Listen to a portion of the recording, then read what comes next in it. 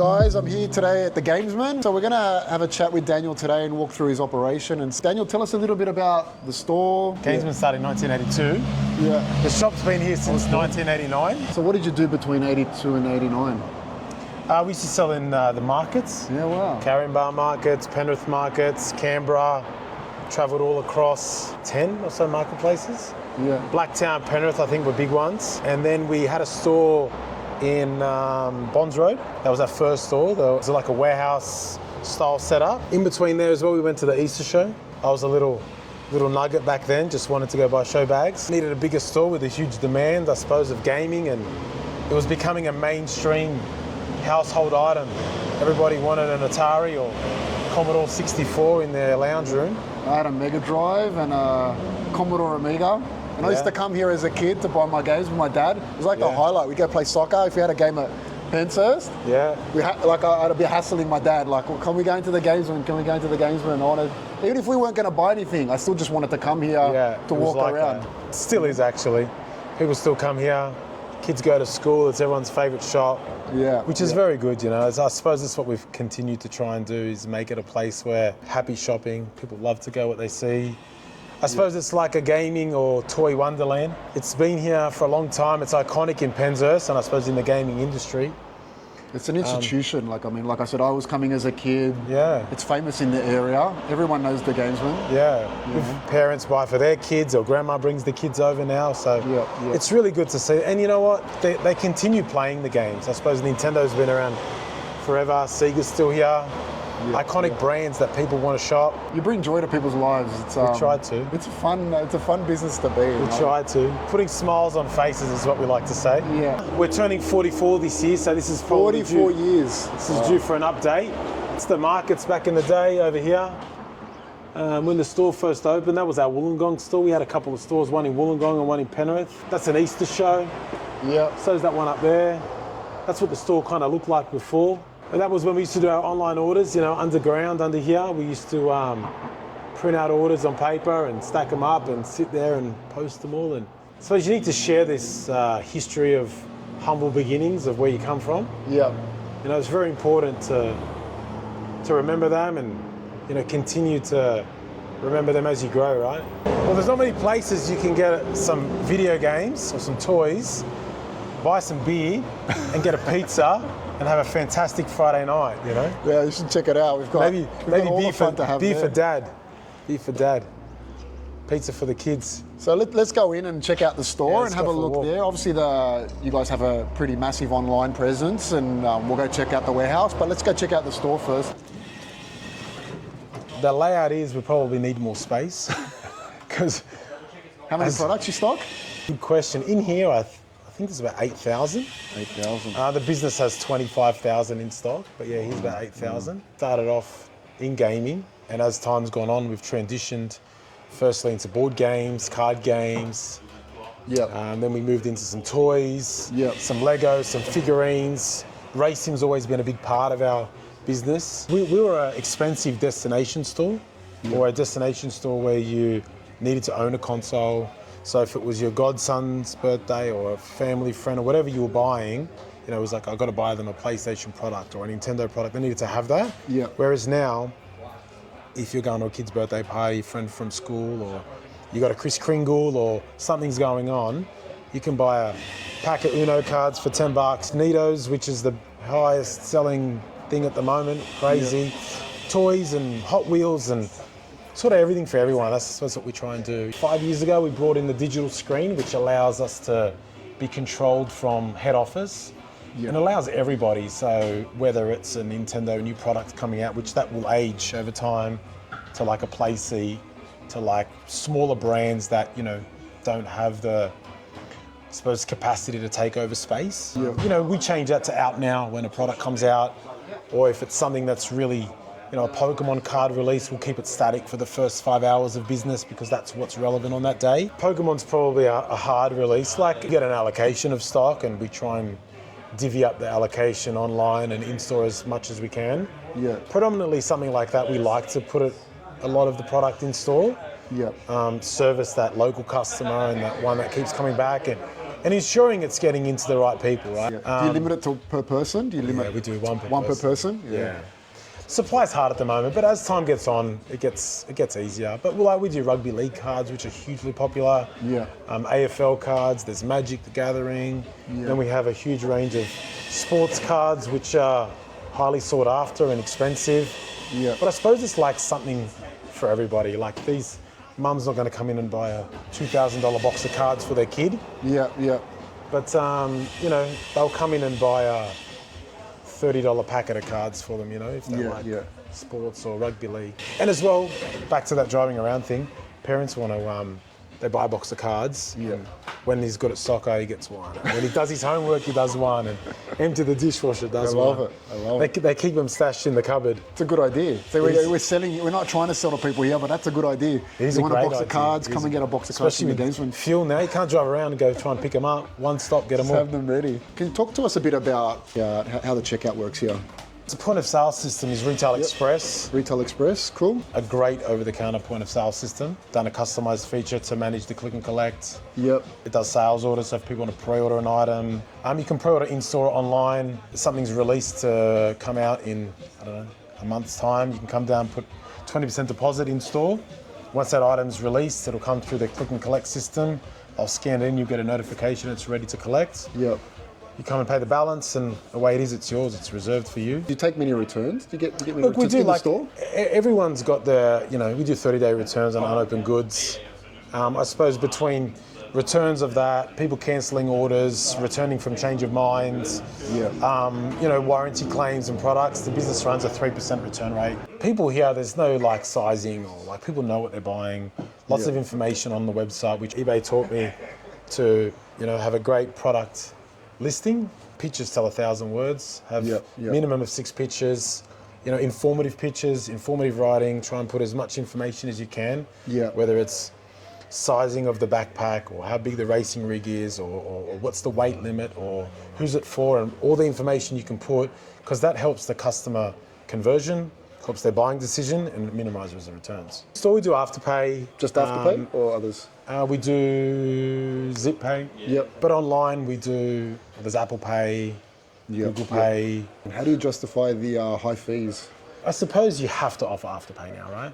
Yeah. It's become just a payment option. Sold me on it in the first place was the higher ASP, the more retention of customer, they come back, the customer directory that you were on there. We were early adopters of Afterpay. We were one of the first gaming people to come on board. So all of those things were great, as long as you continue to blend it out with all the other payment options. Yeah. This is our Mario figurine. Check this out. Not many of these globally. Nintendo found a great home for it here. But I think there's only about 8 of these globally, so it's awesome. Wow. Yeah. And as much as it's really cool, how do you justify the space for it? Because you could have product here, right? I think in store and in warehousing, just because there's a spot, don't put a shelf all the time. Yeah. Because you've got an empty bay, don't put a racking. You need space to move around, and Yeah. a lot of stores now are becoming really high shelving, quite claustrophobic, and shopping experience is not great. People want some space to go. And look, I'm trying to not do it, but there are areas where it does get a bit bit tricky and a bit high. Yeah, it's definitely a challenge, right? When you've got limited floor space, you should use the height. Yeah. Put something here, but Mario. I mean, I think experience is important. Unless you've got gaming consoles here, I saw someone driving the car in the seat over here earlier. You've got this here. And I think people take photos of it, like a little kid here dressed up as Mario and Luigi outfit on over here, and people like to have photos with it, and they see it, and it's cool, right? Yeah, it is cool. Go check out the museum. I think that's going to be go cool. for a walk. So I suppose these are all the products where it first started. ColecoVision, Intellivision, Atari. Look at that. Commodore 64. Nintendo handhelds. Everyone owned a Game & Watch. The type of things that we used to sell in the markets back in the day. And then, so you can see we've got a bit of a timeline on the wall here. Oh, there we go, yeah. So all these items come out in, the late 70s.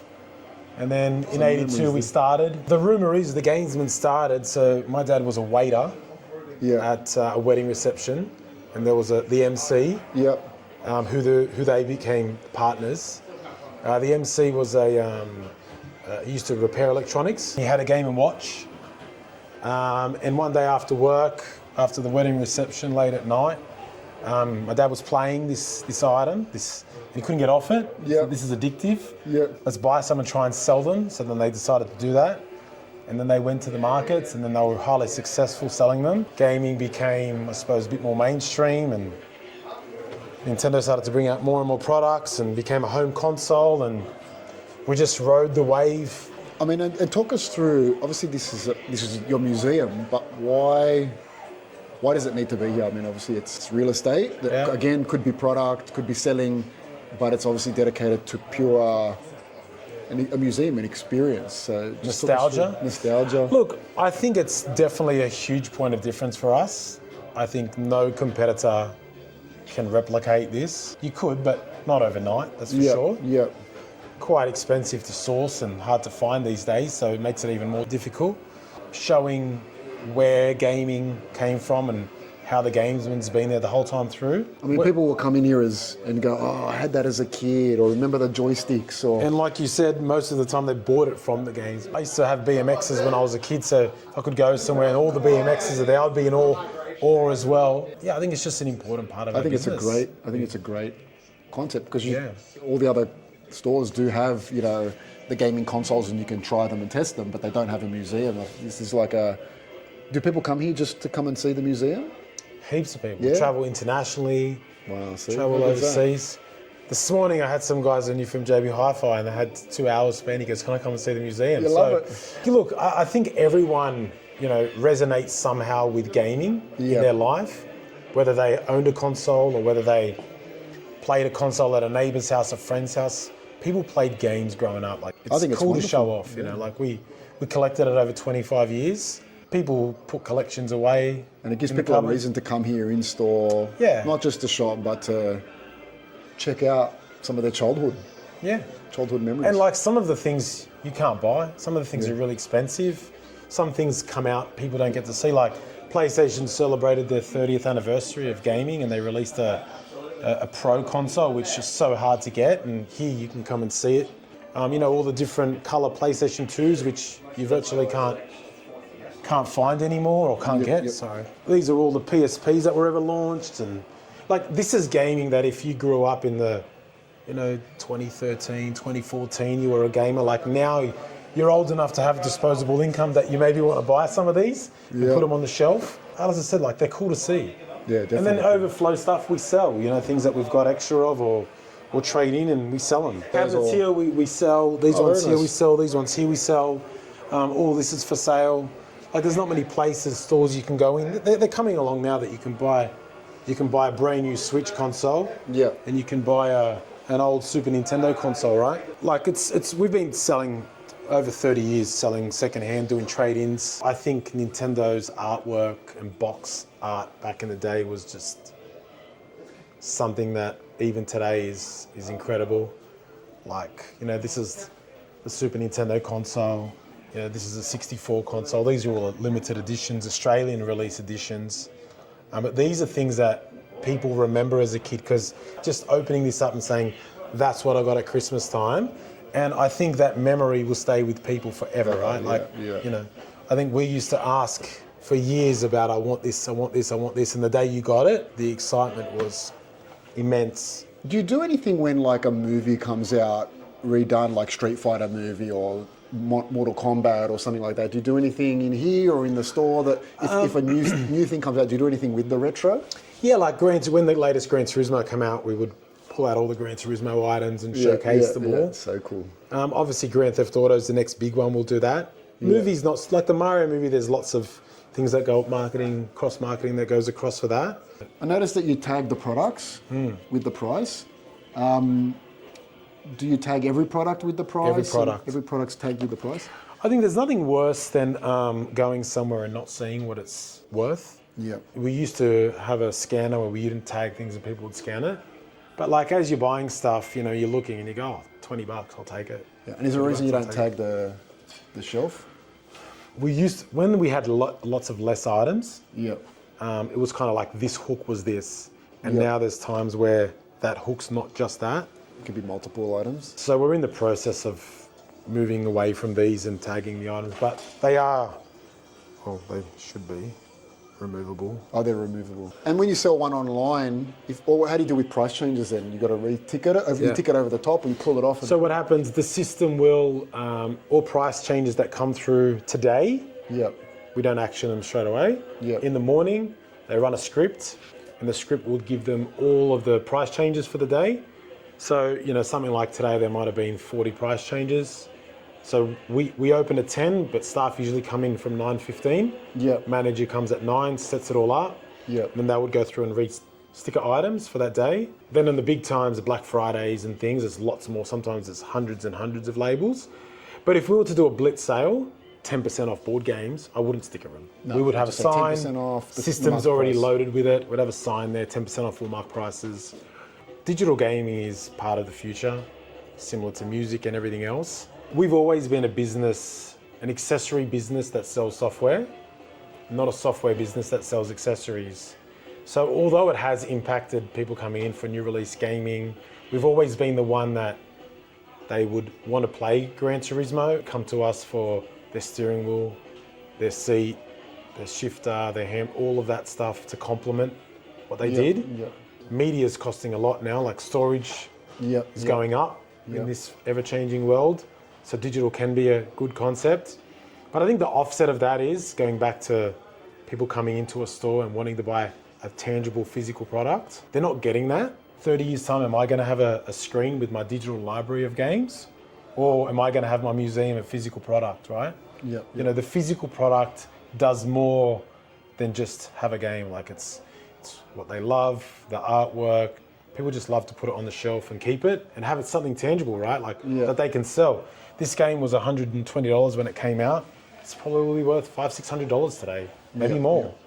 And there's games that are worth a lot more, and you just don't get that with the digital, I suppose. And if I have a game, you can give it to your neighbor, you give it to your cousin. It is affecting, and I suppose this is why 15 plus years ago we transitioned the business, diversifying into different categories, because you had to. This was always going to come. We were the first independent to sell gaming, and we are the last, right? And we will always continue to support gaming and support the products and the new releases and everything else that comes in. Gaming margin is not great, right? That's why you don't see many new competitors come into the market. Everyone's always looking for something else. And this is why we've always been in the accessories business. So competitive wise, we've all really got our percentage of what we sell. We've chosen range and we've chosen service, right? And we have a competitive price. It's always room for improvement. I say we're always students, we're always learning every day of what people want and trying to do better. What you think the customer wants is not right. You need to just put it all out there and they will tell you what they want, right? And they'll tell you what they don't want. I think we're kind of in the home entertainment space now. I'd say everything indoors, but then we sell, outdoor items now too at the warehouse. Domino effect, right? You meet a supplier and they've got something that's, indoors, but they've also got something for outdoors. And it's I'll just stock that. We can do it now with the warehouse. I sell Segways. It's not something that I would put in the store, but online sort of works. I think e-com people are box movers. You can put something in your business that your customers want to buy. It's a product that you think you can sell them. You have the facility to put a sticker on a box. Doesn't matter if it's big, small, and why not? Your website's 24 hours and it's to the whole of Australia. Sell it to them. We are a family business, 100% Australian. I have no international staff. Everyone that's employed is in Australia, in Sydney, really. Realistically, everyone's involved in making the business successful in any way. And whether you sit at the top level, everyone, and it doesn't matter if you're creating purchase orders. If my staff's not creating purchase orders, well, I'm not getting any stock. I've got team doing the web pages. If they're not putting it up, who's buying it? If there's a break in the chain anywhere, all the way down to the part-time staff that works one Sunday shift at the store, everyone plays a part in making the business successful. If the business is not successful, I would start at the top, right? Because, we're the ones that have making the decisions of what to do and how to get it. And, motivating and keeping an eye on staff to ensure that they are on track. Letting them be autonomous too. Nobody likes to be micromanaged. Nobody likes to be like, oh, why'd you make that decision and why'd you do this? If you've got good staff, let them shine. It sounds like a lot of autonomy almost starts from your mum, letting you guys have autonomy, and then you guys let your staff have autonomy, and you have this kind of whole culture of autonomy. Well, I think that's why we've retained our staff for so long, because, you know, just because I have an idea doesn't mean it's good. Yeah. You know, like, I might have to make the final decision, but, you know, I want to hear people's opinion on if it's good or not. And they might have a better idea than me. There's no point for me to say, use my decision. Yeah. Like, we're all here to achieve the same goal. Yeah. And we all want to continue to be in business. We all want to run a great business. We probably don't celebrate enough the keep goings, right? We talk about startups and how wonderful that is. And we talk about people who win awards because they hit a revenue or whatever. But I think 45 years is phenomenal. A generational business, you know, they have a challenge to get the next generation on and understand. The first generation give the next one the autonomy to work, which is hard. Yeah. But then another challenge I suppose we've had is moving from an over-the-counter business to an e-commerce business and retaining them. We want to keep the in-store vibe shopping online. You know, we want to make people feel comfortable shopping online and knowing that they're putting their money up and we're communicating with them that we're going to get you your order as fast as we can. Yeah. And, you know, bringing the tech like the click and collect and the digital aspect to the in-store shopping to ensure that, you know, they're still flowing. I suppose it is hard to create an e-commerce business and a successful one because when you build a store, you've got a store and you can look at it and everything that goes in it, and you go, well, that's where my money went to. And where you go, well, I just paid $50,000 for a license. Like, or I built something and it's just well, here's some code somewhere. My list of plugins and, you know, it's very hard to kind of justify, or spending so much money with Google a year to kind of get the shopping experience and customers to the website. You know, it's a very different business. They're not the same. And tell us about, obviously your dad started the business. He did, yeah. I've seen a few photos of him around and I've seen a few quotes here that are pretty cool. Yeah. Talk to me about why these quotes are here and I suppose Dad started the business, 82. Dad was here till 95. Yeah. I was still at school then. Took over the business. I started working here in 2002. Did you work while you were in school and weekends and stuff school, like that? School holidays? School, yeah. Sounds like me, same thing. I used to stack the shelf when I was old enough to stack the shelf and all that stuff. In the early days when I was younger and they used to have big sale events, that was a big thing at the games, and a big 4-day sale. I used to just come for lunch back then when I was a kid. You know, as I got older after school, I used to went up to school up the road and we used to come and pack orders. We're not here for a long time, we're here for a good time. I suppose, you know, you got to make the days count. So, and then, you know, this is something we always, you know, they'll forget the price, but they'll remember the service. I think that's why we kind of chose to have a service business. Yeah. I think it's really important. It seems like you've continued that all the way through. Yeah. I think you can convince somebody why they're paying a bit more for a product versus trying to convince somebody you're doing a good job when you're not. The longest way is the shortest way. I suppose it's to do things properly, right? Don't take shortcuts. Nah. Like, if you're going to build something, build it properly. If you're going to execute something, execute it properly. I suppose this is why we've always stocked every product. We don't drop ship.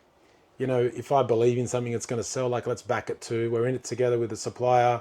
Yep. Customers don't want to see one product on the shelf. They want to see a full range of product and go like, oh, wow, this is so much to choose from. Stack 'em high, watch 'em fly kind of came from similar to that, you know, putting all the product on the floor, being invested. Back in the day, we used to do big stacks. I don't know if there's a photo. I'll show you one later. I think we saw one on the front. Yeah, the front board, consoles, and, you know, people would walk in and be like, wow, this is what it is. So that's what I remember as a kid. I remember walking in with stacks of stuff.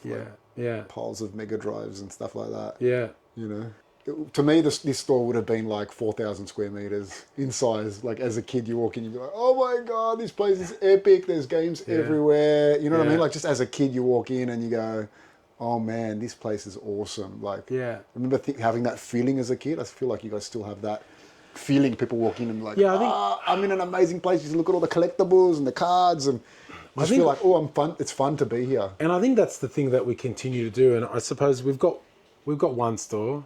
You know, it's really hard to replicate this store. Yeah. You know, we don't have a kind of cookie cutter model, like from museum to products to service to staff to the area. Like, it's not, I'm not saying it's not something that we're looking to do. Like, it is. It's, you know, on our mind all the time. One thing that's not negotiable is rolling out more stores is, you know, to not have the same sort of feeling from the store. Yeah. You know, the same about, you know, it's got nostalgia to it. It's got a whole range of products. It's a friendly service. It's all of that. Yeah, let's go check out the warehouse now. I'm keen to get stuck into that. All right, g'day Chris. Here with Chris from the Gamesmen at the receiving dock. Chris, tell us a bit about your receiving dock. What's happening here, man? Well, this is one of 2 receiving docks that we use. Yeah. This here, obviously deliveries come through, whether it's loose cartons, palletized, wrapped or unwrapped from suppliers. Yep. We deal with 80 plus various vendors that we get daily deliveries. Trucks Daily from everyone? Not from every single one, Yeah. but at least within a fortnight to a month there'd be a delivery from one of 80 vendors. Yep. All day the trucks are basically coming. Yep. We just backlog bulk stacks outside, and then the team will strategically bring in first out, will get processed in order as they come through, depending on the time of the year, peak season. It's a different strategy of how we process deliveries. Yep. But I'll get you to come through, and you can probably watch a bit of the team, how they do process some stock. So it is a bit hectic at the moment. Come through, we'll go deep in. Yep. We've got receiving benches here, deliveries will come through, Yeah. and we'll check them off on a digital tablet. So digitally check them off, yeah? Yeah, so the purchase order is preloaded in the system prior to stock arriving here. Even if we order stock from a supplier with a PO or it's ordered off their portal, Yep. we try to have a purchase order loaded from the team upstairs. That way when the stock does arrive, it's ready to go in the system. Tim will just open up a tablet, load up the purchase order, it'll bring up everything from that delivery, and then they can start scanning and counting as they go until it's 100% complete. Any overscans go red, any short scans are orange, obviously completed counts go green. It's very simple to process them through. Here we've got plush toys. So obviously there may be scenarios where it's an under, but they may not have billed you for an under. How do you marry up the invoice with the... Sometimes there's a carton short, so maybe it was a short shipment. 9 out of 10 cartons came. The next day the 10th will arrive, which happens very often. Yeah. So that's usually So annoying, isn't what it? happens. Yeah, then we've obviously got systems in place to manage that, manage damage deliveries. Yeah. We've got to take photographs of them, submit them back to suppliers. Yeah. How do you marry up the PO and the invoice? So if everything is green on the purchase order and the dollars stack up, GST, total amount invoice, is the same on the paper as well as the system. Everything's green, you've got nothing left on your trolley on your delivery, we close it off. And it's a physical invoice. It's a physical invoice that the suppliers still send us, we still want. Sometimes they send it physically on the pallet, or it's emailed across the accounts team upstairs. So we get plush toys. These come in assortments. So you'll see here, very important category for us. It's a big category, plush toys, as well as all the toys. But we'll get a shipment of toys just like so, where it's all mixed, like that, various characters in one. And then we will then split them out and put the character per box. And then they will get individually bagged and then binned away in their bin location. Yep. Can I ask the assortment? So is that assortment like 4 of those, 4 of those, and 4 of those? You have to buy it in a box of 4 Correct. mixed? So it's actually called an assortment on here. Hello Kitty and Friends, you don't know exactly which one it is. Yes, it's from the Easter range, but we don't know when we order them that you're getting 3 pink, 3 green, 3 aqua. Yeah. Or 4. So how do you manage that when the aqua one sells mad and the pink doesn't That's what Olivia's doing over there. So she's actually doing assortments and entering them, creating a code bespoke for each different character, because we buy it as one assortment. We say 12 units, and then we've got to split it up into 4 of this, 4 of this, and 4 of this character, individualize it, bag them, sticker it, and then stow it away. So we bag all our plush toys to make sure that they don't get dusty, dirty, whether they're sitting on the shelf for a couple of months or just putting them on a trolley and they fall off while picking other orders, or just warehouse grease and grime on the fingers. And say the aqua sells like really well, but no one likes the green. Yeah. Because I know green's usually not a popular colour with stuff. Yeah. What do you do about that? If you keep buying boxes of aqua, just for the aqua, you're gonna. Usually those ones are sold at a lower price point. Okay. Because they're not as popular. So to try to run them out. The margin. So it evens up. We blend the margin. You make it a healthier margin on the better sellers and maybe not so attractive on the poor performer. Otherwise, we do giveaways, we do bundling, anything that really sits around like that. If it's a real hater, and it ends up going to a Christmas charity hamper that we organise at the end of the year as well. If you come around here, you'll see another delivery that we've got going. We've got the same here, even with Pokemon toys. These will be, come in an assortment, and then we'll turn them into itemized SKUs on the website, so the customer can actually, grab this one or grab this one, instead of just buying them in an assortment. Because they come in an assortment, are many people selling them like you are individually, or is that part of the opportunity? Because you buying assortments and selling individually, other people are not doing that because you've got to have a system to manage it. Point of difference, I think, that we do. There is some retailers out there that would do it. Hot Wheels, for example, we buy them in an assortment. They might have 8 cars in them, and competition would just sell Series 6, Wave 4 of Pop Icons range of Hot Wheels, and then they would just order online, and that whoever's working in their warehouse that day will, whoever they feel is the cool one to grab, they'll pick that one and ship that one. Whereas we split them out, similar to the plush, photograph that unique car, do a web page exactly for that car, and then put that product up. So if the customer wants to complete the range, they can actually check out all 8 cars to complete that set, if that's the wave that they're chasing. Yeah, love it. And we do that with trading cards, toys, plush, a lot of the cars and collectibles, mini die casts, and plenty of other categories. I mean, it shows the total customer focus, because the customers want to buy, they want to buy that specific one, they can buy it. That's right. They don't want to buy one in an assortment, they want the specific one. It does obviously require extra, labour and work from us on our end. But we're always looking at ways to fine tune and be more efficient to that reworking, whether it's bagging or managing the assortments. And it differentiates you from everyone else who's just buying and selling stuff. They may not have thought that far. Which is what we're always trying to do every day, Dean. Yeah, love it. So can we have a look at what a receiving... Yeah, Aussie's got one going. Perfect. One? Okay. Thanks, Oz. Scan the product, it will give you the quantity that you're expecting, and then you figure out how much you've got. So I'm expecting 18 here. So I've got 12 in this box, and I've got 6 in here, so 12 and 6, 18, hit 18, and then it goes to that. So you can see that line goes green because I've got the quantity that I'm expecting, and then everything else is red because I'm still expecting it, I haven't counted it yet. Yeah, beautiful. So, and then for whatever reason, if you weren't paying attention and you scan something else, it wouldn't work. And then if you go over, it goes red. If you go under, it goes yellow. If you're still expecting more quantity. So yeah, very straightforward. Anyone can pick it up and do it very easily.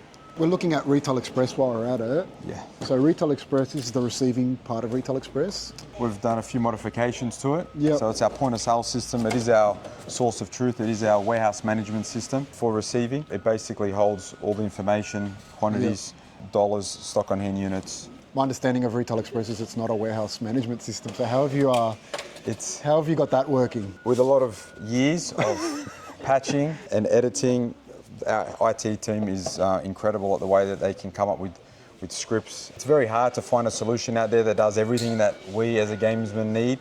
Yes, we're a retail store, we are an e-com business, but and we offer click and collect, we offer same day dispatch, we've got a second-hand business. There's nothing that really has everything, that does everything well.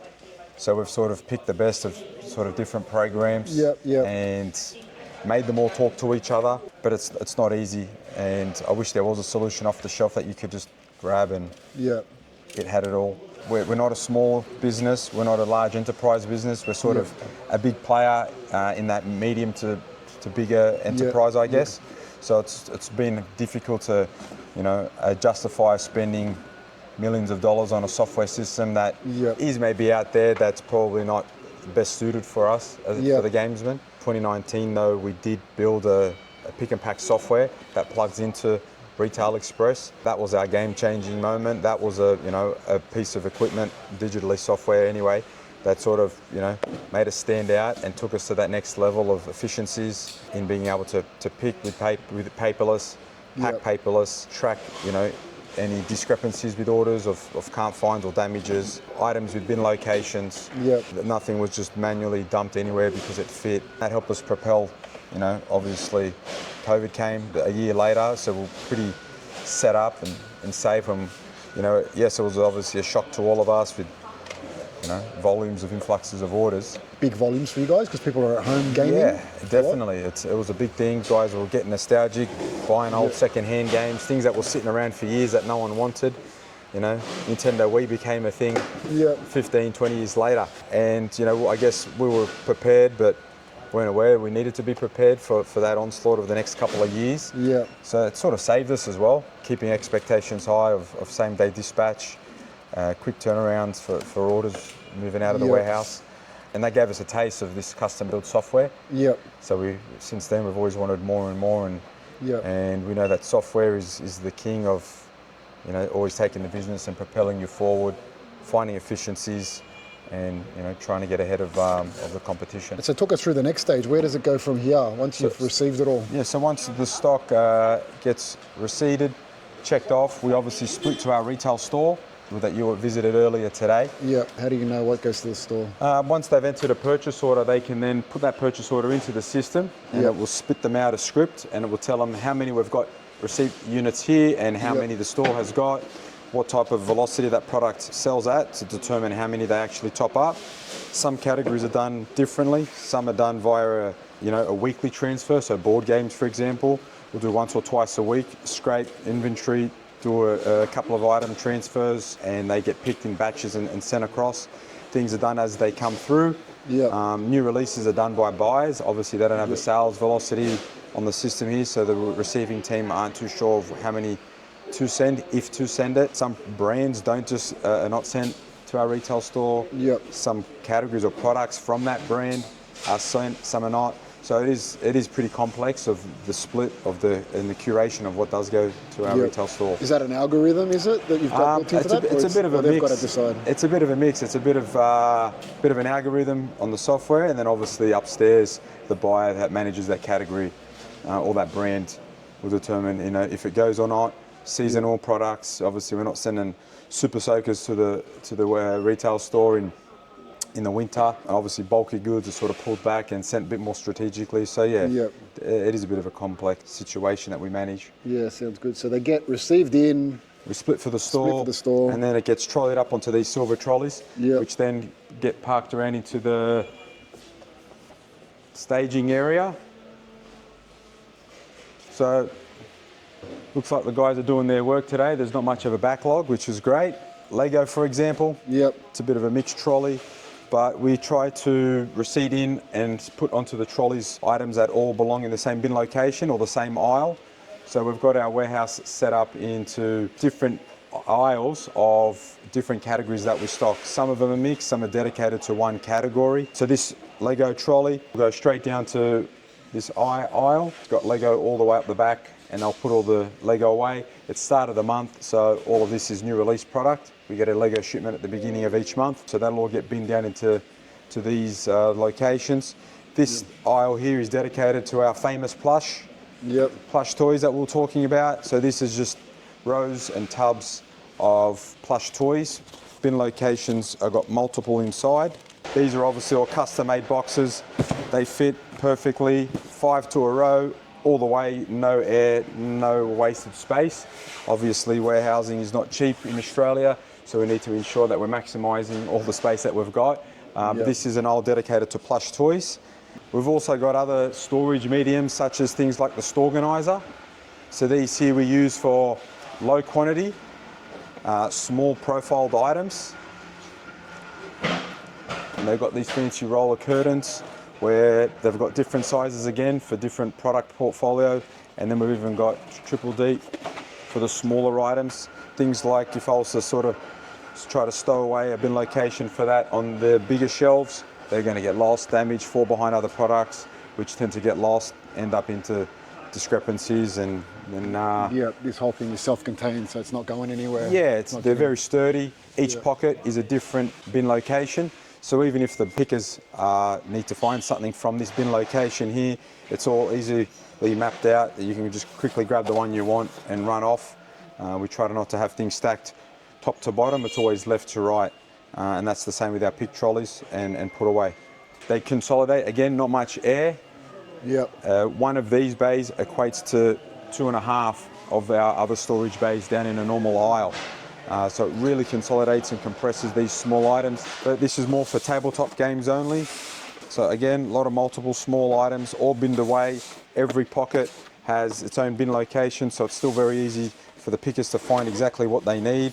Everything's not stacked on top of each other, but sideways, so we can just quickly grab and run. One is this warehouse. H is this aisle, 13 is the bay, number 6 is the 6th shelf or 6th row up, and G is the letter from A to G in the alphabet for this one here. This one might be a little bit easier to see. So that's H13, this is H14, 1, 2, 3, 4, all the way to 8. So it's just like your street numbers, even on one side, odd on the other side. They've also got the barcode or QR codes on each bin location.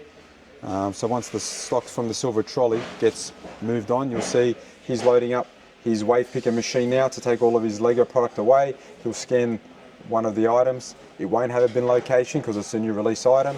He'll find a home, scan the bin location, and then that'll update in the system of its new home. Yeah, cool. And so the QR code is the same as the barcode? Yeah, then? we just have both. Some scanners pick up one better than the other. Yeah. So we thought it was efficient to have both on there, and they go through all the way down our warehouses, A to Z, and 1 to 25 this way. Cool. So then we've got our plush toys, as I mentioned, Lego and gaming. Then this is our tabletop games, which is sky high. Toys then kick off. And again, this is another whole aisle. We use these wave pickers to pick items and put away items, anything that's above levels 4 and up. Got more store organisers back over here. Again, mixed of small profile products. Not so much in order of a brand or a category. It's small footprint and low quantity.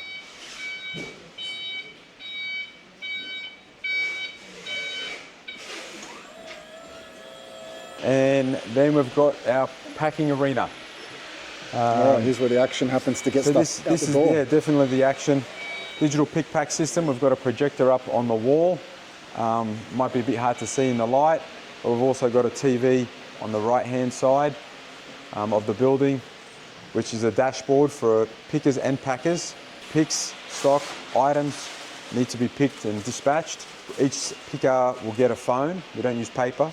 They'll get a phone and a Bluetooth scanner, and we've got preset filters on the phone to say, give me the next 30 items in express post, and it'll give them the next 30 orders. 30 items fit comfortably to a black trolley. These are our pick trolleys, and it will take them on the quickest pick path through the warehouse that the IT guys mapped out with their A-star algorithm. Essentially, is just connecting bay by bay. What's the quickest pick path? If there's no orders down that bay or that run, don't go there. Just skip the aisle, go to the next aisle. They can pick from the ground level only, so it'll only grab levels 1 to 4, which is pick height on the ground. And then we use the wave picker machines to pick from levels 4 to 8. Yep. We can even filter down pick lists to say, a certain staff member will only pick on hand pick today. They're picking 1 to 4 high, and then they allocate certain pickers to that are going to jump on the machines and pick in 4 and above. Yep. You can even lock someone into just pick aisle C. All orders in aisle C, that's where you are for the next 2 hours, whether they're singles or mixed. Yep. And they will just zigzag up and back with the wave picker or on the ground. We can pick by a size, so sub 200 grams, and then they will get taken around to the back packing aisle, which is like 2 pack stations per pallet bay. Yep. So it's smaller items. They don't need such a large option of boxes to pack into. And we can also pick via heavy, so things over 15 kilos, so they know to use a bigger trolley, not the smaller trolley. They use a flatbed. Then we can pack and ship those out of our next warehouse, which is for the bigger, bulky dispatch on pallets. Not so much on the small pick to Ozpost cages. And how many orders are we processing here a day? 2,400 items. 2,400 a day in the last 5 days. For this time of the year, it's actually really good. Yeah. So we're happy with how things are finishing up for the month and how they've gone for the first quarter of the year. What's the story with the signage here? What's the idea with that? There's a lot of work that goes into getting orders out, and sometimes our warehouse team don't always get to see all the great reviews that we get. So it's just sort of a reminder to show, all the warehouse crew that, all their hard work doesn't go unnoticed. Yeah. The company mission statement and beliefs and ambitions. And I think it reminds staff as well that our service matters. Yeah, definitely. We Whether do that's, care about it, so that's why we put it up there. Yeah, whether that's you know, a fast pick pack dispatch time frame, or if that's well packed and cared collectibles and toys, you know, that a pack would love. They're the last mile, especially the packers, to ensure that, you know, that item gets to the customer safely, and that wow factor when the customer opens up their box from the Gamesmen. Yep. That's exactly how they want it to come. So this is also part of our pick and pack software that we created in-house from Do you batch pick or you pick by order? We do by order, depending on these days. You know, if we'll come in and there's 50 of an item sold, we'll just go and grab all 50 at once, and then they'll get picked and delegated to a packer to get processed. Otherwise, it's order of invoice number, first in, first out. So we do sweep lists at the end of the day. This is the pick and pack software that our IT guys have written and created. You can hover over the product so it enlarges, you can see what it actually is, so the pickers know what they're looking for. For this order, we've got 9 in stock, so he knows roughly how many he's looking for on the shelf. It's got the bin location, which is obviously the most important, which I'm going to pretend I'm in B84 here. If I go to scan something, and it's the unexpected item scan, please check again. We put it back and we'll go through and make sure we find that right item. First step of security, ensure that we're picking the right item and the wrong ones aren't going out. Then if we do scan, it's correct, it just makes a popping sound and just moves on to the next item now. If it's the last one, we cut it up, take that empty box with us. It then creates a space for the next item for the binning team to then put away. They're not spending their time housekeeping. We want them to be able to put through as much stock away as possible. And the next picker's not looking at empty boxes either. Yeah, and it just causes more confusion, more mess. It goes a long way. So they take it away with them, and there's dedicated cages around the warehouse. So now as for packing, this is our pack arena. Each packer's sort of got their own station set up, how they want it, with which box, in what location, and padded bag, in what they feel is best suited for them. We run with 27 different size cartons, which is crazy. Yeah. Sometimes we've had to just get a custom box made for one item that was, you know, moving volume. So we thought, you know, instead of trying to spend time making up a custom box, wrapping it in plastic and it's not secure, we would get our own box made. Yep. So now we're up to 27 odd different size and shaped boxes. Obviously a lot of them overlap for different items. We've also put creases on some of them. So if you don't need this much space, you can cut it down with a nice neat fold. So it goes to this. So that's a box 4, that's a box 4, but that's what it looks like when it's cut down, and that's what it looks like from factory. Yeah, nice. So we're not shipping air, the item doesn't move around, there's no movement inside the boxes. So then once we've finished picking that pick run, we'll submit our list for packing. We will label this item, the afternoon sweep. So once we submit this list for packing, this pack slip will come out of this printer now. So we'll grab that sticker. Thanks, Liam. We'll label up this trolley so we know that this is afternoon sweep 97314, 17 orders for 18 items. So it says it on the ticket with the time and date stamped on it, who picked that trolley. Yeah. Once we finish picking, we'll park up the trolley for packing.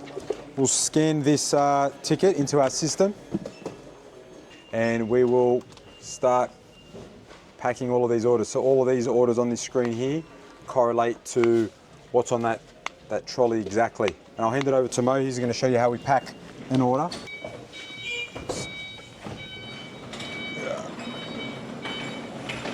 So you scan the item, we'll place it on the scales here. All orders need to be weighed on the way out. So in the interim, he knows what size box that goes into. Did he weigh it before it goes in the box too? No, he just puts it on there because it's the centre of his bench. Fold the box down so it doesn't have any air inside. Bit of fills to stop any movement. Yep. If it's fragile, it gets fragile tape, of course. If it's valuable or not, so on the pack software, it'll tell you the pack of the price. Tell me about that. Just to make sure, why do you shake it, Mo? Basically so I can make sure that there's no space for it to rattle around in. No movement. The shake test, I like the shake test. We had the shake test too. Hang on, so what do we got there? It looks like an error's come up, Mo. What's that saying? Okay, basically now that means this item does not belong in any other pack list.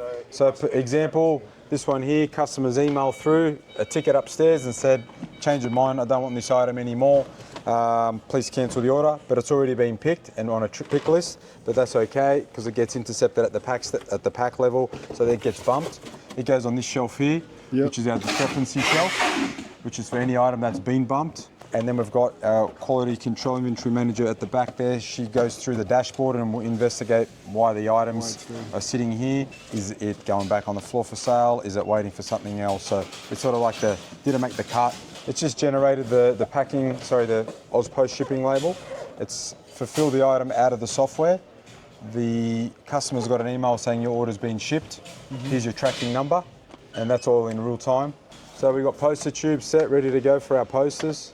And sometimes we get customers email a ticket saying, oh, I didn't get my item in the box, or I ordered 6 and I got 5. As it generates the Oz Post shipping label, it's got a date and time stamp to the second. So we've got, each pack station's got a CCTV camera that just sort of films rolling footage all day of all items getting packed and shipped. We use that for getting better. We get feedback sometimes from customers that maybe an item could have been packed differently. We'll revert who packed it, what pack station, what time, and we go straight to the footage. It's good for training purposes, especially. Feedback. And then we can also go back to the customer and say, we've actually seen the item was packed inside the box, and usually, you wouldn't hear from them. Or they'll say, I didn't get my poster. I only got the box, and we'd go back to this footage, and for example, and it would say, oh, the poster was actually shipped. Got the camera there. In a tube, it's in a second delivery, maybe Australia Post. And your camera is capturing it and it's tagging to the order, so you can quickly go and see where it's what? Well, we will be able to look up the order. It was packed today's date, 3:01 at pack station 3. Yep. They're all numbered, so you just go to camera, pack station 3. Timestamp on this day, and it's pretty quick, to be honest. And what else is he putting in the order there? What are the these are our packing flies. 2,000 customers a day we can talk to, telling them who we are, what we do. Some people might have been the first time that they've shopped with us. They might not know other categories that we sell. They might have come to my website for a Lego set and not knowing that we sell video games, vice versa. So it's just sort of a little piece of material telling the customers, hey, thanks for shopping with us, supporting an Australian business. Yep, love it. They might have thought we started last week, but it says here since 1982, so hopefully they come back. Gamesmen's got a same-day dispatch, order before 2 o'clock, and we guarantee we get the order out. So upon them accepting and working for the Gamesmen, they know that that's the expectation of... Have you got any KPIs or anything other than the dashboard for each of them? Do. Or individual KPIs, or is it just group team No, KPIs? well, it all depends what you're picking for the day and what you're packing for the day. Obviously, picking single video games is pretty easy to get up there and pick 400 or 500 in a shift. Yeah. But if you're picking bulky items, office chairs or dartboards. So you don't really KPI the pickers? No, we do. You've got to be able to at least minimum benchmark 350 items a day in an 8-hour shift. Yep. If you can't pick 350 items in a day, I don't know if I've got a job for you tomorrow. Packing's a little bit different. There's a bit more of an art to it. There is an art, isn't it? It's like playing Lego. And again, if you're packing mixed orders, that requires a bit more Tetrising into a box, a bit more fill, whereas if you're doing singles, where it's one item to one box, they're a little bit quicker. So the KPI window is the threshold's a little bit more lenient. Yeah. But the pick and pack software's also got stats for each staff member that we can see how many items they did pick and how many orders they did pick for the day. And same for packers, how many items and orders they got out for the day. Even just on a daily basis, compare staff against staff. Who may need a bit more assistance? Is there anything we can do to get them, bigger stats against their name? Or what was challenging? So I ask those questions with them all the time. Any staff competitions or anything like that? I think they do internally. They just compete with themselves. You don't know it, but they're like... No, I think at the end of the day, they'll hit the refresh button and see, how many items they did do, especially at Christmas. We'll have 35 staff on any given day between October and December, Christmas, including receiving, put away, picking and packing. So there is a bit of competition. Biggest day last year would have been in Black Friday, Christmas, early December, I think it was. I think we moved 6,700 items out the door in a day. Was 4 Australia Post trucks. They'll come in every 2.5 hours, 28 cages to a truckload. So far, the first 3-4 months of this year, we're sitting about 20 to 22% up on last year for the same quarter, year on year. So if I roll that into Q2, 3 and then into 4, I've got a lot of preparing to do. How are you preparing for seasonal? So for example, if you're going to, Christmas is coming. Yeah, it is. I've already started for Started since planning March, for Christmas? I really started planning what the team's going to look like. How many people you need? Each peak, I sort of make notes every day of this is just for me to help prepare for the next year, because by the time the next Christmas rolls around, you sort of forget the hangovers, you're cured from the hangover, all those battle wounds have sort of healed over. So to sort of what are your peaks? What are they? So Christmas, Black Friday? Oh, it's pretty much Black Friday to Christmas. Well, it's really early October, things really start creeping up. People do their Christmas shopping really early, so all of basically Q4. So every day I'll start making notes of, where we need more hands, what was working, what wasn't working. Could be anything from we need more than 4 truck pickups a day. There's too much of a backlog. We want to get the freight in the network faster. It might be the store transfer picking teams running with 3 staff. It needs a minimum of 4 staff. Is this just stuff you're seeing, or is it? Just stuff that I'm seeing. So I'm down on the ground in the trenches. No, I'm not picking orders. No, I'm not packing orders. I'm just sort of looking, watching. I'll even throw every day into ChatGPT while I'm driving home. How many staff we had on, where I was short. Today would have been good if I had 2 forklift drivers, not 1. And I'm just literally talking to it. Yeah. And then come at the end of the peak season, it'll give me a sort of a recap and a summary of all that stuff that I spat out to it, record days. But I think it's very useful. I think it's great, yeah. It's just like, talking to someone that isn't replying to me. I don't think people do it enough. Like I definitely encourage people to do that kind of thing, download, because if you don't do it on the time that it happens, like you said, if you wait till February, even if you wait till next December, you'll definitely, or if you wait till next October, you'll definitely would have forgotten Definitely forget, even a month later. Especially the detail that you need out of your to head. make strategic decisions. Another whole spreadsheet checklist that I give to all the team leaders, and that's broken down into departments. So receiving any hurdles or things that worked great in the receiving team, they might say, mate, we're running out of room on X time of the year or X time of day. So I get feedback from the put away team, the pickers, the packers, and collectively we group all of that together into one big master feedback form that I then digest, break down, and then sort of take in chunks and work out ways how can we avoid that from happening next year, or how can we double down on getting better at that again. That worked really well for us last year. Because in 12 months your product portfolio can change. Last year we were shipping a lot of small to medium sized products, so you sort of gear up and set up in one way. The next Christmas you're like, bulky products done really well, or a certain type, and you sort of run into challenges on that front. So then you go, all right, we need to be able to pivot and cover that. So, it's never going to be perfect. All I'm looking at is ways to get better, improve, and then obviously volumes come over the top of that, and it amplifies the problem. Different strategy that we work in e-com from Jan to October versus October to January again. I noticed one thing. We're in your store. You've got the museum.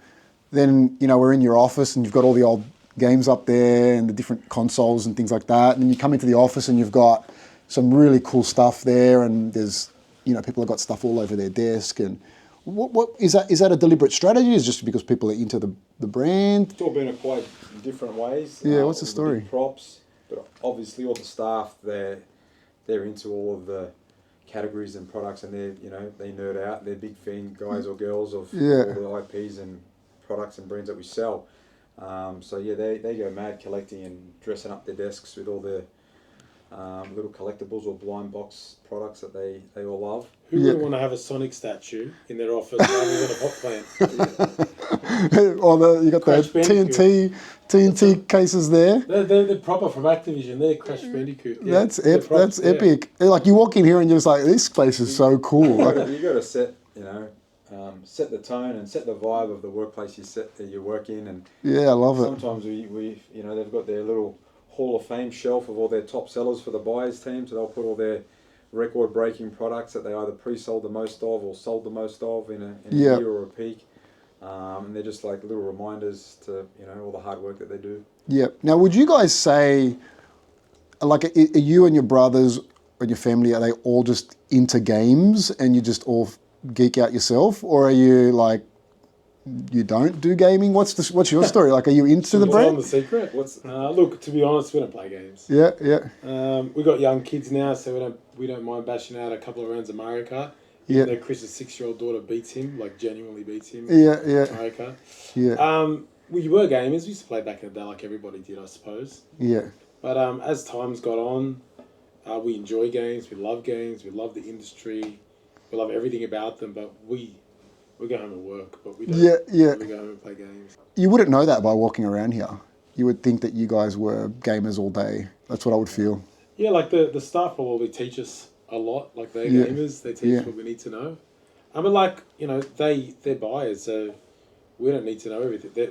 We employ them because they're the professionals at it. Yeah. Like, I mean, I had a party business, right? So I was like, not really a party organizer, if you want to call it that. Yeah. But I had to be the chief party dude because that's what people expect of you as the CEO of a party company, and that's what the team expect. And you had to be so I had to be that guy. Yeah. So I turned into that guy. Like we're collectors. We love collectibles. We love collecting. I do Lego. I take Lego sets home. I'll build them out, and probably if I've got a spare hour or two on the weekend. Oh, there we go. You guys are hiding it. You got your little things on the side. And it's Lego, but not so much the gaming consoles or PC gaming these days like it used to be. Yeah. We don't block out our Friday night to play games with each other. Yeah, we don't. Yeah, you're not doing. We don't. We should, but we don't. But look, I suppose a painter's house is never painted, right? We live and breathe it all day, every day. Yeah. So we're with young families, and we work a lot afterwards and spend time together with the family. Or every weekend we're probably together, if not one day, both days, doing something with the family. We all live in the same suburb. Yeah. Do your kids have cool toys, or they get no toys? What's the story? Too many. Too many? Too many. Too many. Too much. It's harder now because when we were kids and we wanted the toys were expensive. Yeah. Like a $300 Mega Drive. Yeah. Back then that was a week's wage. It's pretty hard to say no to a $10 squishy toy. So the kids sort of do get a bit more, but it's our fault. We're the ones that are taking it home. And taking it home. Obviously, it's what our customers love. The gift of giving to their kids and us to our kids. We hope they can generate trends at school. Yeah. Okay, so it's lead gen. Get them to take it to school. Get them to take the cool things to all their kids. They're like, oh, but he's got it, so I've got to go to the Gamesmen and get it. Stuff. This is our history book that we put together for our 40th anniversary, illustrating 40 years of journey at the Gamesmen. Obviously, this started with I had an idea of putting together a 12-page little pamphlet or flyer of some old school photos from the market store, the old catalogues that we used to do, photos of all of our store, maybe some family touches of us working in the business, how it's grown over 40 years, transitioned into this multi-page, multi-chapter. We went deep into hard drives, old computer, laptop hard drives, family photo albums of physical photos, and we were scanning late at night and sort of putting it all together in honour of our father, business partner that started the business back in 1982. And it basically just goes through the evolution of the Gamesmen and even how the logo came about with the photo of the two heads, market stalls across Sydney that Dad and Sebastian used to attend, and my mum. Easter show, sort of cool displays back in between 1983 and 1993, which sort of put the Gamesmen on the map in front of Australian public, which is really cool to see these old photos. I still like flicking back through the book now. The books we've had for a couple of years, but what made you do the book to start with? I guess history, and it was in folders and in our heads and in Mum's head. So you just wanted to get the history down in paper? Get it all out, and obviously as you get old you forget these things.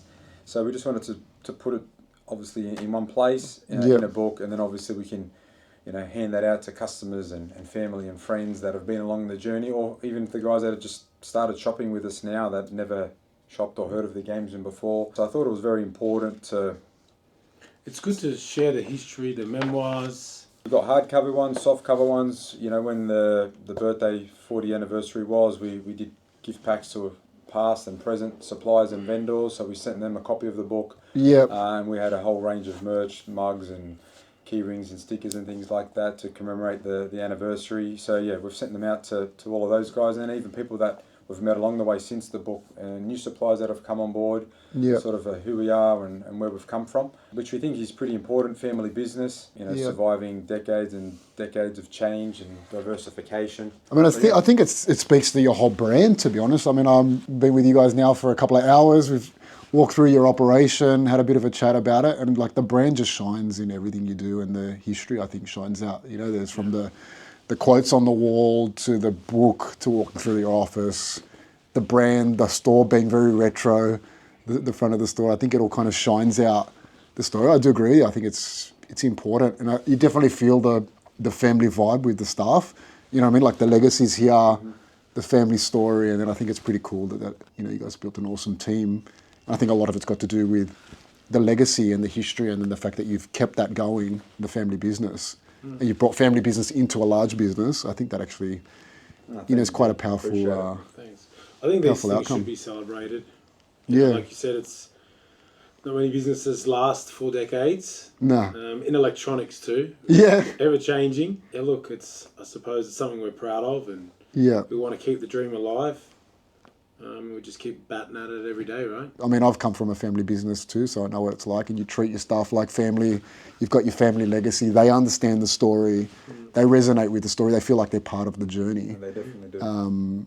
And they're part of the story. That's probably the best way to put it. They're part of the story, So I think that's awesome. So yeah, guys, thanks for the tour through your business and showing other businesses how you guys operate, because you've got a phenomenal business, and I think it's great to showcase it to other businesses who just, on the journey. Thanks, I appreciate your time and coming out and visiting us too. No, thanks for having me. Cheers. Thanks.